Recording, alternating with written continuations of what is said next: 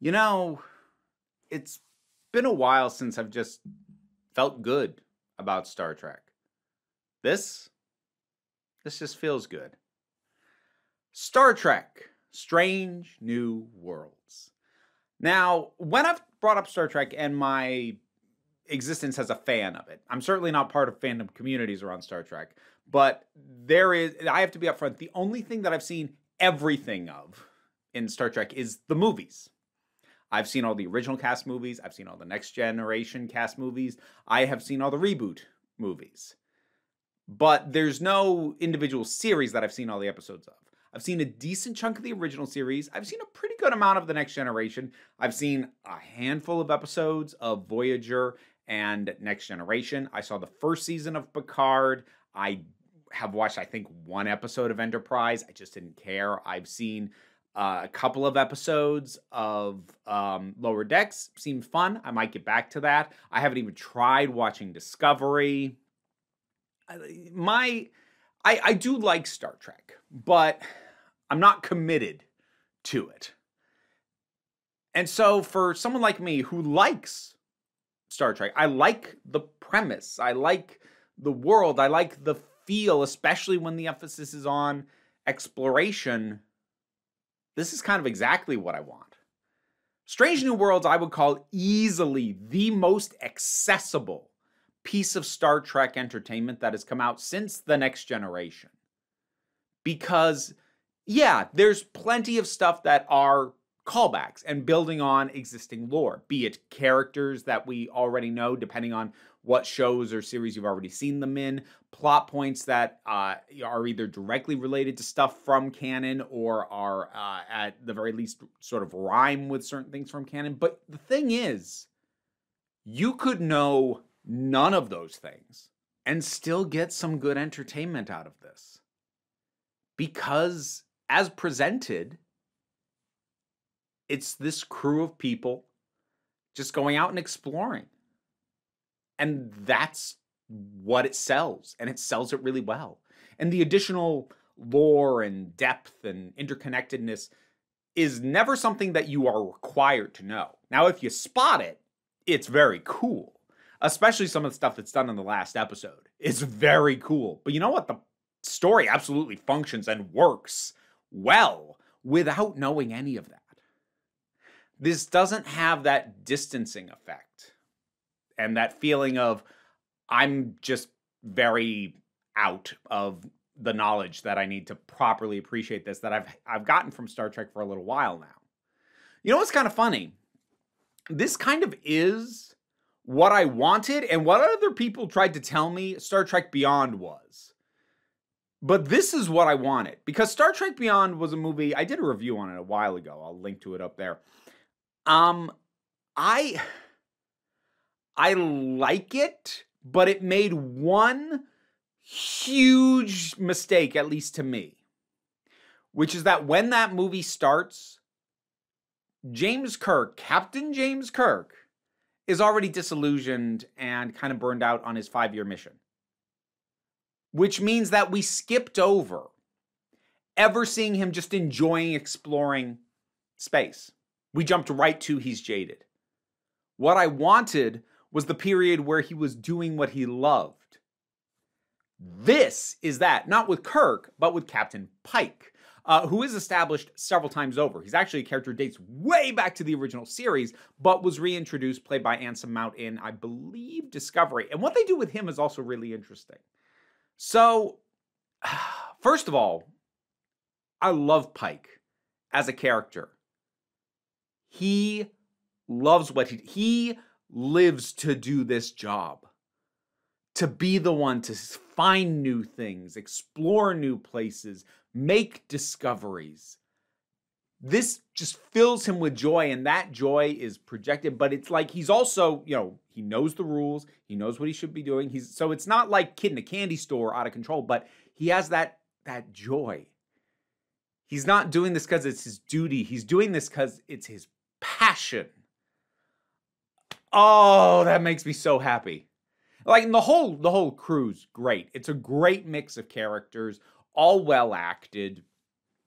Some characters being ones who have appeared in other iterations of Star Trek before. Characters like Uhura, Nurse Chapel, I like her a lot, and a few others. And then there are others who have ties to characters that we already knew. Oh, and Spock. Spock's kind of a big one.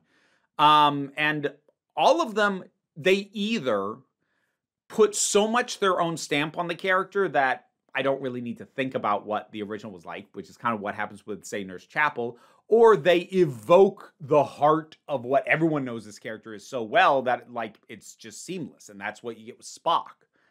This is a very well-approached series in terms of having existing characters, because it's not being absolutely precious about everything. It's willing to put its own stamp on a fair amount of stuff, including entire species. Like, a lot of the stuff done with the Gorn, that's, yeah, I dug that, especially the first episode where it kind of becomes really important what the Gorn's deal is. That was fantastic. But it also recognizes, like, some stuff we can't just play with. Some stuff we shouldn't be trying to put our own stamp on, like Spock. We all know what Spock is supposed to be. You try and put your own stamp on Spock and you risk ruining him. So they don't. They present us with Spock. There he is. But it's just so well thought out. Like, what do we preserve? What do we play with? And coming back to Pike, here's part of what I realized. This isn't really a spoiler because it's addressed flat out in the show itself. And if you know anything about the character outside of the specific show, you already know all this anyway. But he has a rather unpleasant fate awaiting him eventually. Now, something I didn't know going into this, because I didn't watch Discovery or any of that, apparently he was made aware of what his eventual fate is going to be. So at the start of this, he knows that in a certain number of years, what is going to happen to him. And I like that while he does have a certain amount of hesitation about what to do with himself, knowing how things are going to end, that ultimately the approach he takes is do the most with the time you have.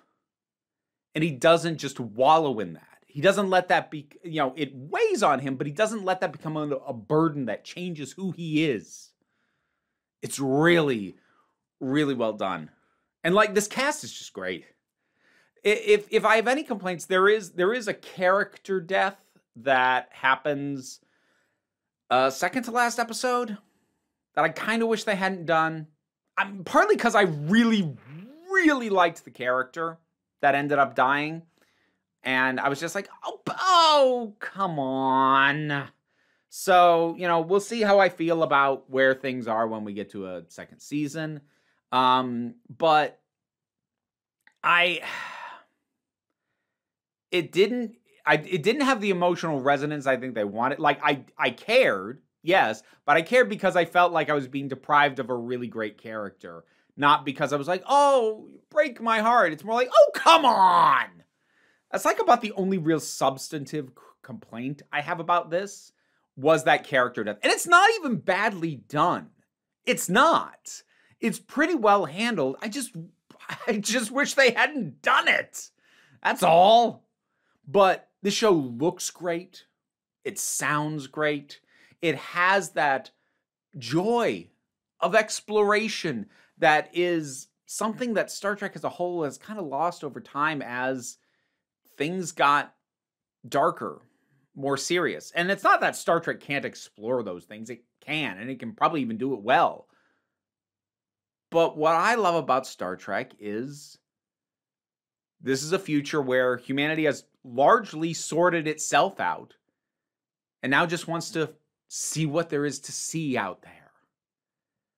There's a hopefulness and a warmth to that I feel like Star Trek as a whole, at the very least how it's been marketed, has often failed to bring me for decades now. This brought it back. And this might inspire me to get into some more Star Trek stuff. Like maybe something like Lower Decks. Something that doesn't feel like as much of a commitment. But this did give me that reminder of like, hey, remember, you do actually like Star Trek. And I can sit down and watch this and go, yeah, I do. Star Trek, Strange New Worlds. First season, did you see it? What did you think about it? Whatever your thoughts are, drop something down in the comments. Let's talk about it. Patreon's what pays the bills around here. And the amount that you can help is of great assistance, even if you can't. Like, share, subscribe. They all help me out. But don't worry too much about it. We take a relaxed attitude around here, so you can come on back next time you need a break. End of the video, so I gotta shout out my top patrons. Robin Moore, Zubin Lutfulla, Tarak, the thing that goes doink in the anime, Oliver B., Angus Bjarnason, Melinda Walters, Imudelki, The Oath of Boyd, Katoria, Toy Lowly, Becky Sparks, Fernambulax the Poodle, Zach, Tracy Scrabbit, Angry Casperl, Tim Price, Adam R.D.L. Taylor, Shayla Gourlay, and Brendan LaRose. Thanks for your support. If you want to hear me probably mispronounce your name as well, check out the rewards on the Patreon. How you doing there?